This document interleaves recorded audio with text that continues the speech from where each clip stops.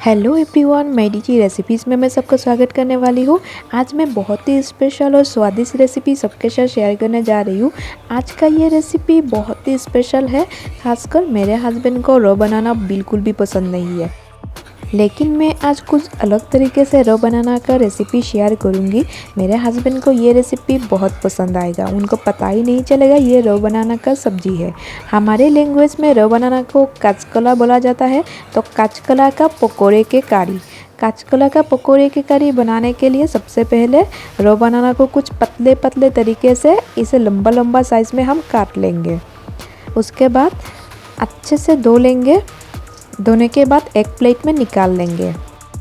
रो बनाना का सब्जी एक प्लेट में निकालने के बाद हल्दी पाउडर और नमक से अच्छे से मिक्स करके 5 से 6 मिनट के लिए रख देंगे। रो बनाना का सब्जी या फिर पकौड़ी जब बनाया जाता है रो बनाना से मतलब थोड़ा सा कलर चेंज हो जाता है, कलर निकलता ही नहीं है।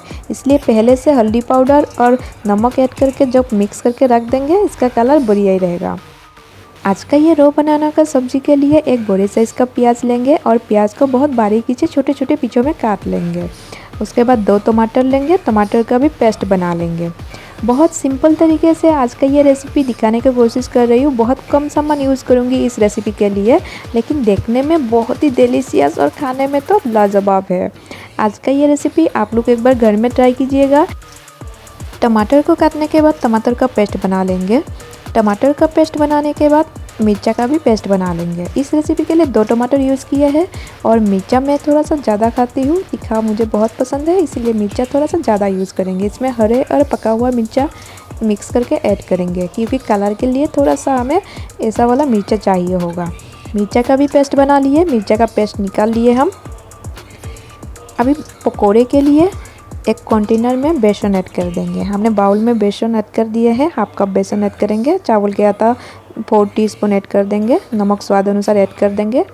हल्दी powder half tea spoon add कर देंगे और जीरा powder half tea spoon add करेंगे और हाफ कप पानी ऐड करके अच्छे से बैटर रेडी कर लेंगे। बहुत सिंपल है आज का ये रेसिपी। आज का ये रो बनाना का सब्जी फॉलो करके अगर आप एक बार बनाएंगे घर पे, तो जिसको भी रो बनाना का सब्जी या फिर काचकला की सब्जी पसंद नहीं है वो भी खाने लगेगा। इतना स्वादिष्ट और टेस्टी रेसिपी बनेगा ना, हर दिन आप काचकला की सब्जी बनाने के लिए रेडी रहेंगी। इतना स्वादिष्ट रेसिपी है। अभी पकोड़े के लिए तेल में छान लेते हैं। हमने बेसन के बैटर में डुबो के इसमें तेल में अभी छान लेंगे। इस रेसिपी के लिए पकोड़े बनाना बहुत ही ज़रूरी है। हम बड़े बड़े साइज़ में पकोड़े बनाएंगे तो देखने में भी बहुत सुंदर लगेगा और खाने में बहुत टेस्टी है।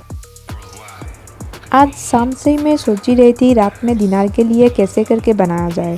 रो बनाना है वो भी ख़राब हो जाएगा, इसी से कुछ बनाना है, लेकिन मेरे हस्बैंड को पसंद ही नहीं है रो बनाना का सब्जी। तो कुछ अलग तरीके से अगर बना के अगर खिलाओ, क्या पता आज का ये रेसिपी पसंद भी आ जाए। इसीलिए मैं जैसे सोचा वैसे ही करके आज का ये रेसिपी आप लोगों के सामने भी लाई हूँ और ख़ुद भी बनाई हूँ। उम्मीद करती हूँ मेरे हस्बैंड को भी पसंद आ जाए। देखने में तो बहुत ही सुंदर है और सोच के आज का ये रेसिपी चुन के बनाई हूँ, क्या डालना होगा क्या डालना नहीं। तो ऐसे करके आज का ये रेसिपी मैं खुद अपनी रेसिपी बोल सकती हूँ, अपनी रेसिपी बनाई हूँ। पकौड़े तो छान लिए, अभी तेल ऐड कर देते हैं कढ़ाई में। पकौड़े छानने के टाइम में जो तेल ऐड किए थे वही तेल इसमें ऐड कर देंगे और अभी प्याज ऐड कर देते हैं। प्याज ऐड करने के बाद कंटिन्यू चलाते हुए प्याज को अच्छे से फ्राई कर लेंगे। गैस का फ्लेम में मीडियम टू लो ही रखी हूँ और कंटिन्यू चलाते हुए प्याज को मैं फ्राई कर रही हूँ। बहुत अच्छे से प्याज को पहले फ्राई करना पड़ेगा इस रेसिपी के लिए। वीडियो को बिल्कुल भी स्किप मत कीजिएगा, कंटिन्यू देखते रहिए, नहीं तो बहुत सारा इंपॉर्टेंट चीज़ छूट जाएगा। आज का ये रेसिपी मेरा रेसिपी है खुद का, तो इस रेसिपी को देखने के लिए या फिर घर में बनाने के लिए आपको पूरा वीडियो देखना पड़ेगा, तो कंटिन्यू वॉचिंग। प्याज को फ्राई करने के बाद इसमें मिर्चा का पेस्ट ऐड कर देंगे। मिर्चा का पेस्ट ऐड करने के बाद अच्छे से मिक्स कर लेंगे। कंटिन्यू चलाते हुए हमें फ्राई करना है। कंटिन्यू चलाते हुए मिर्चा और प्याज को फ्राई कर लिए। अभी टमाटर का पेस्ट ऐड कर देते हैं। टमाटर का पेस्ट ऐड करने के बाद फिर से कंटिन्यू चलाते हुए सारे चीज़ों को मिक्स करते हुए फ्राई कर लेंगे। बहुत बारीकी से मसाले को फ्राई करना है। मसाले को जितना अच्छे से फ्राई करेंगे इस रेसिपी का टेस्ट उतना ही बढ़िया लगेगा। कच्चे मसाले को अच्छे से फ्राई करने के बाद इसमें एक एक करके मसाला ऐड करते जाएंगे। सबसे पहले लाल मिर्च पाउडर थोड़ा सा ऐड कर दिए, घर में पिसा हुआ मसाला ऐड कर देंगे, गरम मसाला ऐड कर दिए हमें, और जीरा पाउडर ऐड कर देंगे। हाफ़ टी स्पून जीरा पाउडर ऐड कर दिए, हाफ़ टी स्पून हल्दी पाउडर भी ऐड कर देंगे। फिर से कंटिन्यू चलाते हुए मसाले को फ्राई कर लेंगे। मसाले को अच्छे से फ्राई कर लेंगे ग्रेवी बनाने से पहले। मसाले से बहुत अच्छा खुशबू निकल के आ रहा है और मसाले से तेल भी निकलना शुरू हो गया है, यानी मसाला पकना शुरू हो गया है। मसाले को अच्छे से कंटिन्यू चलाते हुए हम पका लेंगे। इस रेसिपी के लिए मसाला बहुत ही ज़रूरी है, मसाले को अच्छे से फ्राई करना है। अभी इसी टाइम पे थोड़ा सा चीनी ऐड कर देंगे। चीनी ऐड करने के बाद इसमें पानी भी ऐड कर देंगे। पानी इसमें 4 कप पानी ऐड करेंगे।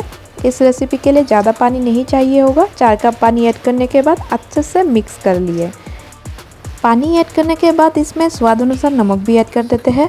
नमक थोड़ा सा कम ऐड करेंगे क्योंकि पकोड़े में ऑलरेडी नमक डाला हुआ है। अभी उबाल आने से इसमें पकोड़े ऐड करते जाएंगे। रो बनाना के पकोड़े एक एक करके ऐड करते जाएंगे।